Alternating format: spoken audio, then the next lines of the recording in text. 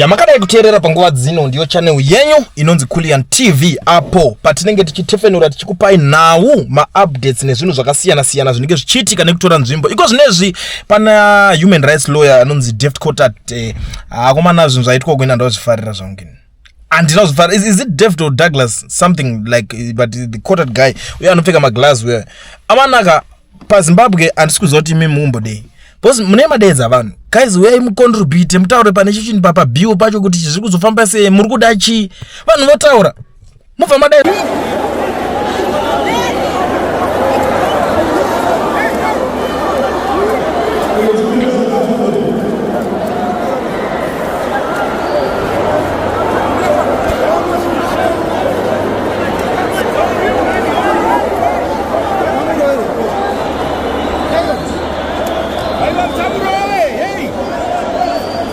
So tiri pasituation iyoyo yekuti munhu maglass akabva abiwa, phone yake yabva yabiwa, mana zvaitwa Douglas Cotat ina handa kuzvifarira. Saka ndiri kuzoona kuti musara pavana ari kucomplaina like for the way by the way ndakanganwa muri yeZimbabwe kana tichangosvika panapa musiri kuziva zviri kuitika tiri kuti chiko chamisa ndiyo musara pavana ndiyo takasirwa netsvangirai nevamwe. Tendai biti musara pavana futi ndamuona achibuda ipapa but Tendai biti ane zvimwe zvaanga achitaura but before ndakuudza nyaya zvataurwa navatendai biti ngatimbo tisati tataura zvataurwa navachamisa vanova iyo musara pavana ngatimboona zvataurwa navatendai biti. Ended us from giving evidence, but it's okay. We meet again.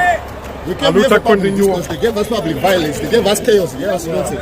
This is nonsense because we wanted Advocate Nelson Chamisa ndo pavari kuzongobudikira vari kuti this is unacceptable. Zimbabwe has a bigger and deeper problem. Violence is an abomination. Why is this being allowed? Fellow citizens, this marks the beginning of a new struggle. Enough is enough. This must bring all of us who believe in a free, open and peaceful Zimbabwe together. Muruzwana. But ndine one question ndakaona ikabvunzwa munhu. Kuna vanhu vanga vachiita zvese zveviolence kucity sports guys. Because vanafadza mahere panganzi wazosvika zvikanzi mubate mic ameno zvanga vachiitika ikoko. Ndine one question yakabvunzwa mufesa anonzi Rutendo achitaura kuti that was just PR zvikanzi wainyeba on behalf of who. Saka mubvunzo wangu unongodzoka futi pane vanhu ivava kuti muri kurova vanhu on behalf of who. I still remember kumashuroko there is this guy anonzi Jim Kunaka angori mukati. Jim Kunaka even condition, health condition inomira musha ndida kuzvidisclose chichi kuitika but izvina zvinotombomirira mushe paatori zvino zvatori pautodingira but tikatasa komana vaiva kumashure vaita zvavaita panguva yaRG Mugabe vairova vanhu kuti zvekutamba zvezvo zvekutoti munoti izvezvi vanhu variko vemusangano pana norova vanhu vemusangano ZNPF munenge muchitonyeba ivo vakomana ndo vaitorova ende vaitoziva pekurova pacho vachitoziva kuti haningi tomubatira pakati ningi tikamurova takadai so tinenge tapedza naye but zvinhu zvakazongochinja zvikazongoenda nepamwe izvezvo so dzango history ango mazita. Why muchirova vanhu vanenge vauya vachiti vada kutaura kana kuti kubatsira zvinhu zvinenge zviri papapa? This is not right, honestly speaking. Andifarire zvinhu zvaka dai so kana zvichinge zvichiitika. And ndiri kuona futi I don't know if these guys kana vari my brothers. Deft Cotat ari kuzopindura achiti I am disgusted that my son Douglas Cotat was assaulted by thugs at the constitutional hearing in Harare.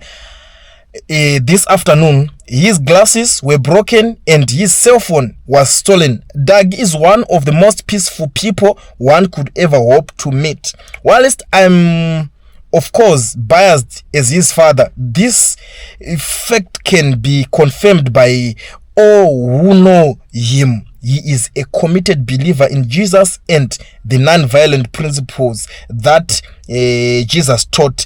I have just spoken to him. Aside from braces, he is fine. Thank good Lord. This assault has happened simply because he has become such a strong advocate against the illegal constitutional amendment being pushed by a highly corrupt faction of ZANU-PF. Our nation can do better than this. So andimozvona kuti kudzidza kupere ndida kuti nyaya tichingorova nemoka tichingota kudzidza kupere ndasingaziva kutoziva futi kuti mudhara wacho Deft Cotat ndo baba, Douglas ndiye mwana. Saka Douglas uyu ari kutotaura kuti zvaitwa mwana wangu handida kuzvifarira, honestly speaking. And fadza mairata zvakawanda. What kind of public hearing is this? Imika, it's a farce. there will be no country left in 2030 if we continue like this. Chandinoziva ndechekuti vakomana izvezvi ngatimbodzidzisana kuudzana chokwadi. Tiri kukomplaina tichiti izvoni unokanganisa zvinhu zviri kuitika, but kana pari kunzi fuel yakwira, haisi kukwira kumba kwemunhu ari kuti haasi kuda zve2030 chete, iri kukwira nekudheni kwako. Iwewo uri toitengawo futi price yakakwira ikoko kuZimbabwe ikoko, ende izvo zviri kuzvibhiliva isu edu tichidya marands, but iwewo uchitenga fuel yemaUS kutozvifila pain yandiri kutokuudzai, but inini why ndiri kurwadziwa more than all of you. Unobuda uchimhanyiswa unonzononingirina kombi iri kukwira isikumba hauna paunozoti ndine regalia kana kuti pane bhazi riri kunzi strictly regalia, pfeka regalia uri kuperekedza kumba kwako, muri kungobhadhara same amount of money. Go and sit down with these guys, ask them questions. Uda kuti tikontinue kusvika kumberi chidai so muchimanager zvinhu this way. Why if you yedu yazoramba uwedzera ichiramba ichikwira kudaro? Ask them all those questions.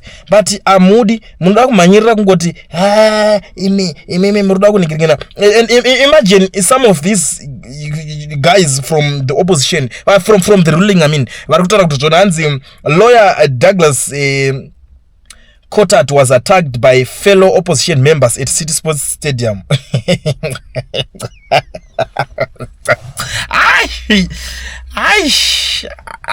But for the why, guys? Why? Because that guy is a peaceful guy. Like zvataura nababa wacho kuti ini mwana wangu haana paakamboita zvinhu zvepamuromo nevanhu, munhu anotoita zvinhu zvake zvekuningirina. But why imi mubva matanga kutoti iwe vamwe vake vamurova ikoko? Banana kugulugwa zvacho mukwanimi. Iwe instead kuti zviro zvacho katinombomira kumbotsamwa katizwa zvimwe zvinhu zvamunenge muchitaura panapa. This is not right, honestly.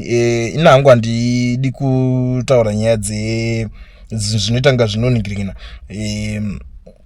zvinotanga zvekupenga-penga. Now pane imwe ndanzwa futi iri kuitika boss kuti zviro kubulawayo vanga vakaungana kavanhu pari kunzoni we are receiving reports that Comrade Ostalos is under attack from ZANU-PF thugs for speaking out against Constitutional Amendment Bill number 3.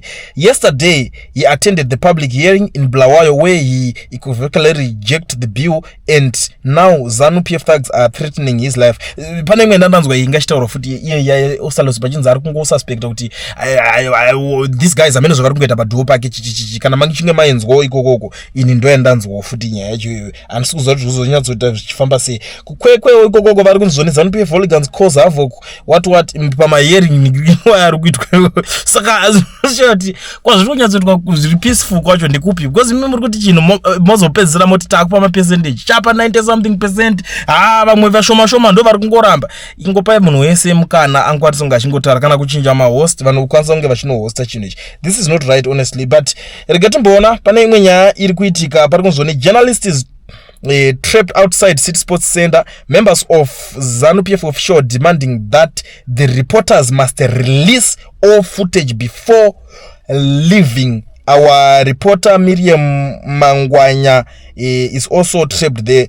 Ichakaipa chirikubuda pa HSTV news ndo itotaura izvo kuti vakomana vatonzi hamusi kupabuda ipapa tangai matipa footage yese yamunhu banga muchirekodha akomana ka aizvebiu zvikaizvo